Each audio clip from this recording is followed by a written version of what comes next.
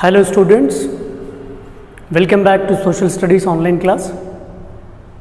As we started the chapter Climate of India and stopped up to we completed in the previous session of online class up to upper atmospheric circulation, and now today we are continuing the class with the titles of seasons like winter, summer, rainy.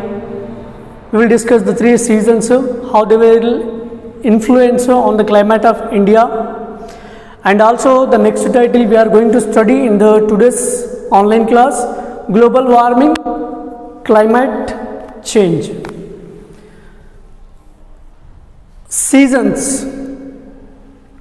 Here if we take the examples towards of the seasons, like which comes according to the chapter here, winter, which means present, which we are experiencing. The temperature in the Indian landmass considerably reduces from mid-November, and this cold seasons continuous till February. January is usually the coldest month, which means now presently we are facing the winter season only, which we experience up to January and February, which means the unbearable cold which we can experience in our region, like mostly in several regions, the cold affects how they will come. Usually the coldest month day temperature sometimes drops below 10 degrees Celsius in several parts of the country. However, the cold weather is more pronounced in the northern India, South India, especially the coastal areas enjoy a moderate climate as temperature remains well above 20 degrees Celsius. Several areas, if we calculate this among the seasons temperature, like in summer we experience in our state, in our district, 47 degrees Celsius, 48 degrees Celsius, which is unbearable heat we will experience in the summer months. But that might be in other regions where we are experiencing 47 degrees Celsius. In other regions we can see 25 degrees Celsius, 32 degrees Celsius. Based on the area's climatical conditions or the South Pole or North Pole, which are relevant to the climatic conditions by the upper air circulation in such regions, the climate changes and the temperature which we experience, majority maximum temperature and minimum temperature we can experience here. Like in summer in our regions we can experience 10 degrees Celsius, 15 degrees Celsius, 18 degrees Celsius, which is very cold. When temperature crosses more than 35 degrees Celsius, at that time we feel very hot. The lines in map one below indicate places that have the same average temperature for January, like where we experience in map, like latitudes, where we to the grid part, which climatic conditions, time zones, everything which we can calculate. So based on that line which can be calculated, during winter the weather is generally pleasant with clear sky, low humidity and cold breeze. Cyclones, depression coming from the Mediterranean Sea called western disturbances, cause low to the moderate rainfall over northern India. This rainfall is a boon to wheat crop, which is generally cultivated in Rabi season, which means now in these situations in the month of winter, during the months of November to January, there we cultivate, the farmers of this climatic where this climate can support to the cultivation of the Rabi crop. Rabi crop is shown here because this climate can suitable for the Rabi crop. India lies in the trade wind belt on the northern hemisphere. Northeast trades blow over India from the land to sea and are therefore dry. However, some amount of rainfall occurs on the Coromandel coast of Tamil Nadu from these winds as they pick up moisture from the Bay of Bengal while crossing it. When we can experience these climatic conditions, like we know that the India lies completely in the northern hemisphere. When it experiences northern hemisphere, the east trades blow over India from land, and the effects of the Coromandel coast and also Bay of Bengal while crossing it we will receive, and its temperature during the winter seasons. And also here, if we discuss about summer, during the hot season, as we move from the southern to the northern part of the country, the average temperature increases starting in April. The temperature rises, and slowly the maximum day temperature exceeds 37 degrees Celsius in northern plains of India. By mid-May, the temperature during the day may touch 41 degrees Celsius to 42 degrees Celsius in many parts of the country, especially in the northwest plains and central India. Even the minimum temperature does not go below 20 degrees Celsius. The northern plain experiences dry and hot winds called Lu. Even see here the northern region from the Jammu and Kashmir to Arunachal Pradesh, where we can compilate here completely Himalayan regions. In these regions, if suppose we are coming from the North Pole to the equatorial region, or from North Pole to the South Pole, if we are coming, which means in the mid part of the equatorial region, there we face very hot.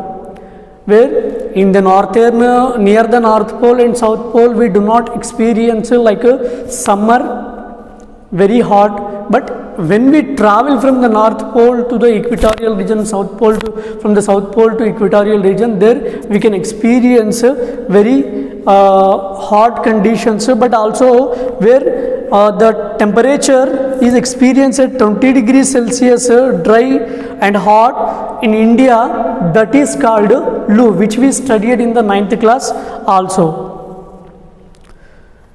Towards the end of the summer season, pre-monsoon showers and bursting monsoons are common in the Deccan Plateau. Which monsoons are common in the Deccan Plateau, and why that monsoons are calling by that names? Bursting monsoons or pre-monsoons are common in the Deccan Plateau, which means even in Telangana state also. So what does the pre-monsoons showers and bursting monsoon showers will do? They help in the early ripening of mangoes and other plantation crops in the peninsular India. What does the pre-monsoon showers and bursting monsoon showers bursting monsoons will do? Here they help in the early ripening of mangoes and other plantation crop in the peninsular India. Hence they are locally known as mango showers in Telangana and Andhra Pradesh. In Telangana and Andhra Pradesh, pre-monsoon shower and bursting monsoons are called in Telangana and Andhra Pradesh mango showers. What are called mango showers? Pre-monsoon showers and bursting monsoons are called mango showers in Telangana and Andhra Pradesh states. Next, advancing monsoons. Advancing monsoons, which means the interference of the monsoons. The advancing monsoons climate of India is strongly influenced by the monsoon winds. The sailors who came to India during olden days noticed the regular periodic reversal of winds. They used these winds to sail towards the Indian coast. Arab traders named this seasonal reversal of wind system as monsoons.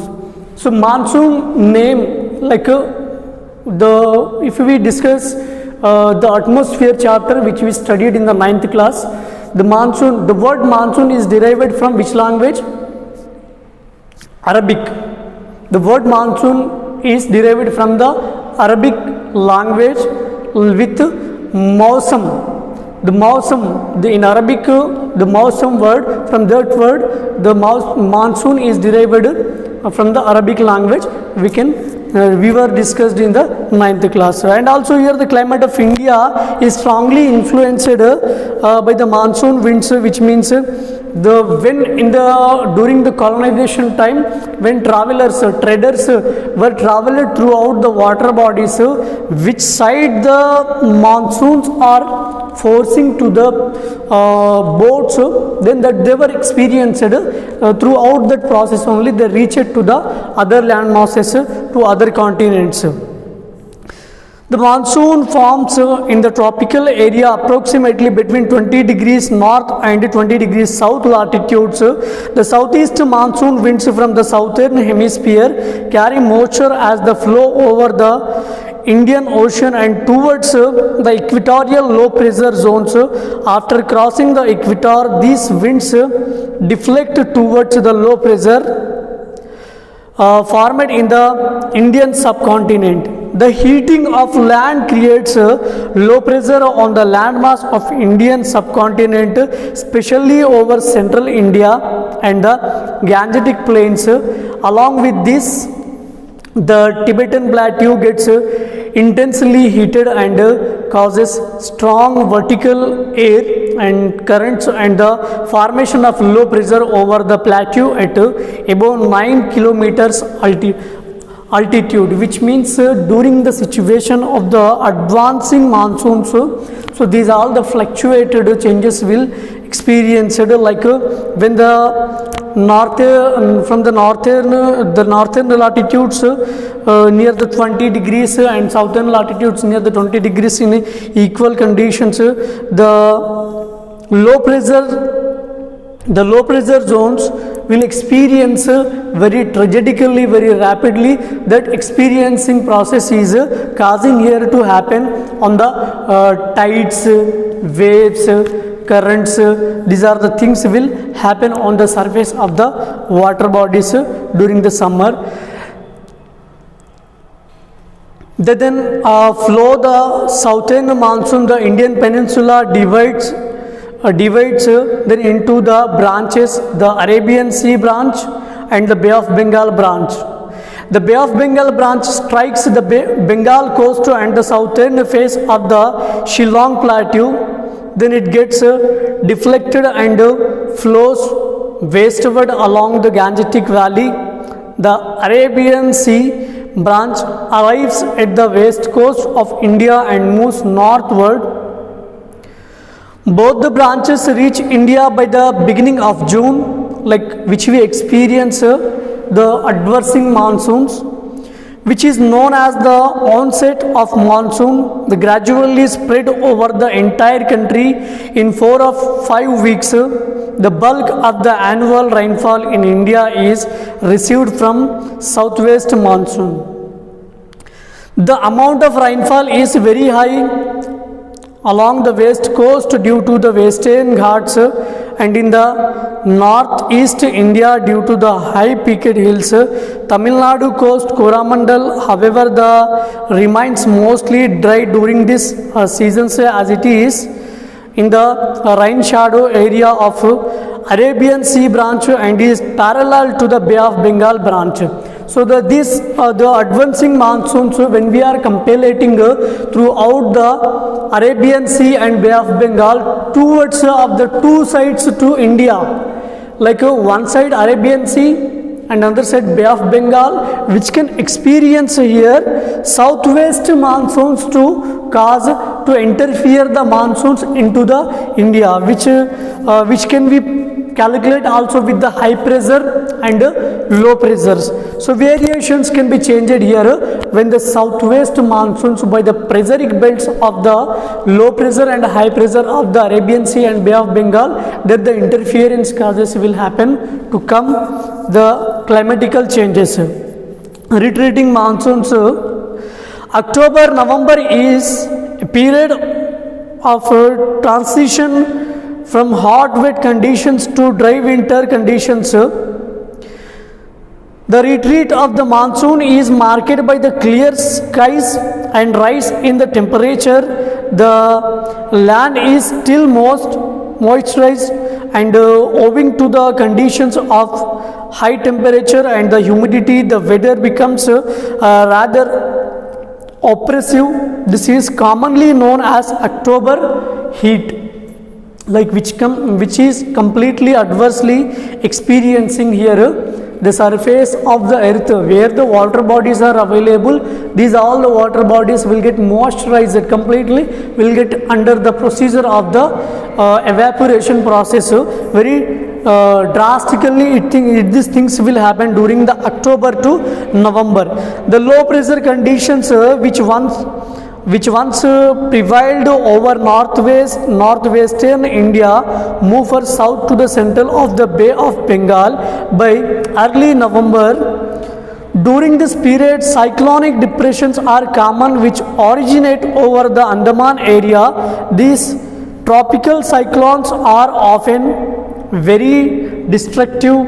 The thickly populated deltas of the Godavari, Krishna and Kaveri are their targets. No year ever goes disaster free. Occasionally these tropical cyclones visit the Sundarbans and Bangladesh too. Bulk of the rainfall of the Coromandel coast is derived from the depression and cyclones. These fluctuated situations which can cause immensely the retreating monsoons, not only in India but also in impact of the retreating monsoons can cause in Bangladesh too. So retreating monsoons, like none of the year in a seasonal manner, in a seasonal calendar, there none of the year will go which was not experienced the disaster free year. So that we know every year something will happen, cyclones will come, floods will come, so the natural disasters will happen in any manner that due to the retreating monsoons. Global warming and climate change. As earth started to take its shape from a fireball to a planet, many gases were released. These gases did not escape into the outer space because of the earth's gravitation pull and it still hold them back.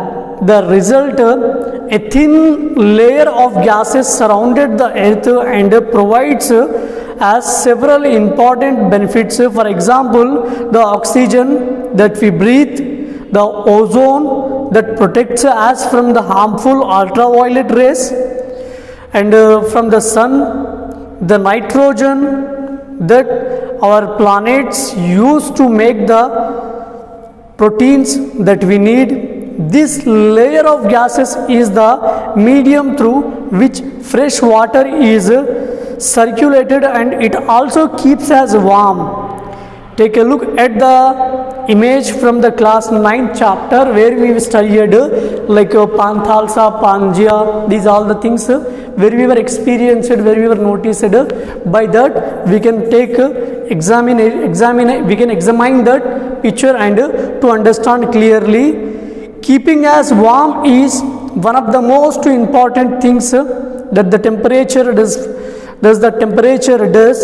for us. It is like a light but effective blanket enveloping earth. You will recall from class 9 that the atmosphere traps a lot of the solar energy that reaches the early by the preventing it from the totally escaping back into space. This is called greenhouse effect. So what is called greenhouse effect? You will recall from the class 9th that the atmosphere trap a lot of solar energy that reaches the earth by preventing it from totally escaping back into space, which means this is called greenhouse effect. Greenhouse effect, which means the plants which we were planted, the forest percentage which we were increased, where it is available, that effect is calling greenhouse effect. This is important and vital for life to survive on this planet. If the earth did not have this atmosphere, it would be very cold indeed. However, since the 19th century, the planet has been warming up rapidly, very quickly. There is an increasing concern about this. Why this concern? After all, the earth has been through the many cyclones of the warming and the cooling, in fact breezing. So what is so special about it now?